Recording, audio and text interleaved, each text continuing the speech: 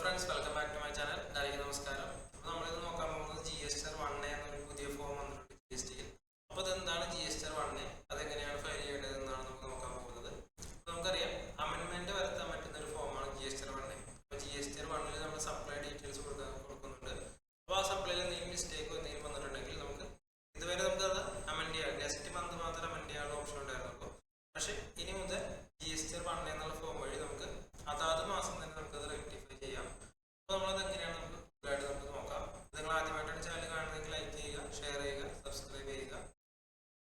അപ്പോൾ നമുക്കറിയാം, GSTR login ചെയ്ത് നമുക്ക് കാണാൻ പറ്റും. GSTR1 സൈഡിന് അടുക്കായിട്ട് തന്നെ GSTR1 എന്നൊരു പുതിയൊരു ഫോം വന്നിട്ടുണ്ട്. ഇത് സെയിം കൺസെപ്റ്റ് തന്നെ, സെയിം തന്നെ GSTR1 എങ്ങനെയാണ് ഫയൽ ചെയ്യുന്നത് അത് ആ സെയിം തന്നെയാണ് GSTR1 വന്നിട്ടുള്ളത്. ആ സെയിം ടാബുകൾ തന്നെയാണ് നമുക്ക് കൊടുത്തിട്ടുള്ളത്. അപ്പോൾ എന്താണ് GSTR1 എന്ന് നമുക്ക് കൂടുതലായിട്ട് നമുക്ക് നോക്കാം.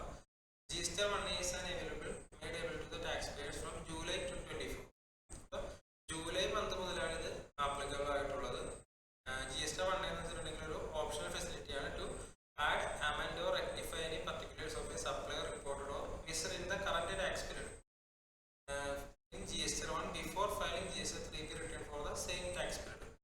ഇത് കൺസെപ്റ്റ് എന്ന് വെച്ചിട്ടുണ്ടെങ്കിൽ നമ്മളിപ്പോൾ ഒരു GSTR1 ഇപ്പോൾ ജൂലൈ മാസത്തെ ഏതെങ്കിലും ഒരു ഇൻവോയ്സിൽ മിസ്റ്റേക്ക് പറ്റിയോ അത് നമുക്ക് എഡിറ്റ് ചെയ്യാനുള്ള ഓപ്ഷനാണ് GSTR1 കൊണ്ട് ഉദ്ദേശിക്കുന്നത്.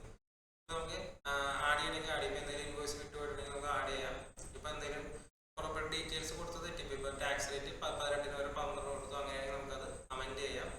അല്ലെങ്കിൽ നമുക്കത് ഇപ്പോൾ ഒരു പർട്ടിക്കുലർ ഇത് തെറ്റിപ്പോയി, അങ്ങനെയാണെങ്കിൽ നമുക്കത് ക്രെഡിറ്റ് നോട്ട് വെച്ച് ഇഷ്യൂ ചെയ്യാം. ക്രെഡിറ്റ് നോട്ട് ഇഷ്യൂ ചെയ്യാം, ആ സെയിം മന്ത് തന്നെ ചെയ്യാം. നേരത്തെ ഇത് ഓപ്ഷൻ ഉണ്ടായിരുന്നു, കാരണം ഇപ്പോൾ ഒരു മാസത്തെ റിട്ടേൺ ചെയ്ത് കഴിഞ്ഞിട്ടുണ്ടെങ്കിൽ പിന്നെ നമുക്കത് എഡിറ്റ് ചെയ്യാനുള്ള ഓപ്ഷൻ ഇല്ലായിരുന്നു. നെക്സ്റ്റ് മന്തിൽ റിട്ടേണിൽ മാത്രമേ നമുക്ക് ചെയ്യാൻ പറ്റുള്ളായിരുന്നു. പക്ഷേ ഇനി മുതൽ GSTR1 GSTR3 ഇടയിൽ ആ ഒരു ഗ്യാപ്പിൽ നമുക്ക് എപ്പോൾ വേണമെങ്കിലും നമുക്ക് റെക്ടിഫൈ ചെയ്യാം. ആ ഒരു ഓപ്ഷനാണ് GSTR1 കൊണ്ട് ഉദ്ദേശിക്കുന്നത്. അപ്പോൾ ഇതൊരു ഓപ്ഷണൽ ഫെസിലിറ്റിയാണ്. നമുക്ക് വേണമെങ്കിൽ ചെയ്താൽ മതി. നമുക്ക് എന്തെങ്കിലും ആഡ് ചെയ്യണമെങ്കിലോ അമെൻഡ് ചെയ്യണമെങ്കിലോ അല്ലെങ്കിൽ റെക്ടിഫൈ ചെയ്യണമെങ്കിൽ ചെയ്താൽ മതി.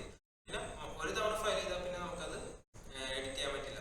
അപ്പോൾ ശ്രദ്ധിച്ച് ചെയ്യേണ്ട ഒരു സംഭവമാണ് ഇത് GSTR1. അതിനകത്ത് ചെയ്തിട്ടുണ്ടെങ്കിൽ നമ്മൾ 1 എന്ത് റെക്ടിഫിക്കേഷൻ വരുത്തിയാൽ നമ്മുടെ 3 അത് ഓട്ടോമാറ്റിക്കായിട്ട് അത് റിഫ്ലക്ട് ചെയ്തോളും. കാരണം നമുക്ക് നോർമൽ GSTR1 ചെയ്യുന്നത് പോലെ തന്നെ GSTR1 നമ്മൾ സപ്ലൈ കൊടുത്തിട്ടുണ്ടെങ്കിൽ അത് ഓട്ടോമാറ്റിക്കായിട്ട് 3 വന്നിട്ടുണ്ടാവും. അപ്പോൾ GSTR1 പ്രകാരം നമ്മൾ അമെൻഡ് ചെയ്തിട്ടുണ്ടെങ്കിൽ അതും ഓട്ടോമാറ്റിക്കായിട്ട് തന്നെ 3 വരും.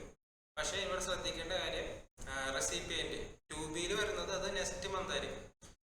ഫോർ എക്സാമ്പിൾ GSTR1 നമ്മൾ കറക്റ്റ് ഡേറ്റിനുള്ളിൽ ഫയൽ ചെയ്തിട്ടുണ്ടെങ്കിൽ നമ്മുടെ സപ്ലയർക്ക് അല്ലെങ്കിൽ നമ്മുടെ റെസിപ്പിയൻറ്റിൻ്റെ എൻഡിൽ ഓട്ടോമാറ്റിക്കായിട്ട് 2 വരും.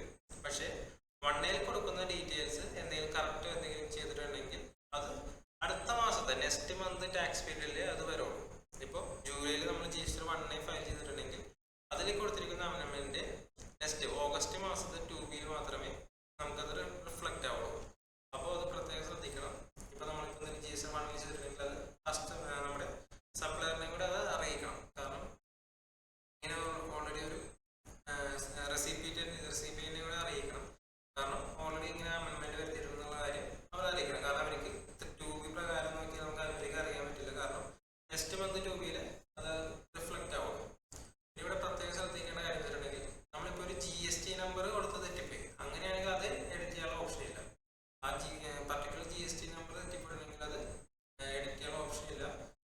അത് നമുക്ക് നെക്സ്റ്റ് മന്തിൽ മാത്രമേ ക്രെഡിറ്റ് നോട്ട് വഴി ഇഷ്യൂ ചെയ്ത് നമുക്കത് ചെയ്യാൻ പറ്റും.